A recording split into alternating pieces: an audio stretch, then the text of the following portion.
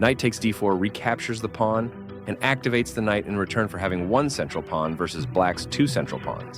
e6 controls the d5 square and allows the dark-squared bishop and queen to develop. Knight c3 defends the e4 pawn and puts more pressure on the d5 square. d6 controls the e5 square and allows the light-squared bishop to develop. White develops the bishop and attacks the center, developing the knight and increasing influence in the center. Solid. Continuing with standard opening theory, the bishop joins the board early, building a strong opening for black. Out comes the queen, helping to solidify the position. Castling gets the king out of the center of the board, while also developing a rook. Castling to the opposite side of the board normally leads to a sharp attacking game. The queen moves forward into the game. Solid choice in the opening. This wins time by threatening a queen and forcing it to move away. The clearly correct move for a threatened queen, white launches a pawn advance, pushing toward the opponent's king. This kicks a knight. The clearly correct move for a threatened knight. This is an equal trade. A clear recapture, kicking off a pawn storm. The knight is kicked by a pawn and must now move or be captured. The correct move to safety. The game is still close to equal, but white lost their advantage. This kicks a knight. This allows the capture of a knight to win material. This captures a free knight. This threatens to win a bishop through a fork. Only one move worked there, and this wasn't it. This misses a better way to win a tempo by threatening a bishop. The best option was to move a bishop to safety. This allows the opponent to push the pawns further toward the king.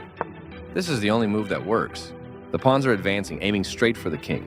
This permits the opponent to win a rook by eventually trapping a piece. This misses an opportunity to win a rook by eventually trapping a piece.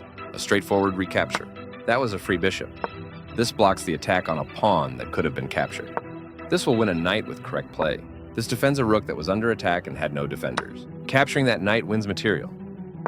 This will win a pawn with correct play. This is the only good move. This move puts the queen on a safer square. This wins material. This moves the queen to safety. That pin will win a pawn. This defends a pawn that was under attack and had no defenders. That was a free pawn. This is the only move that works.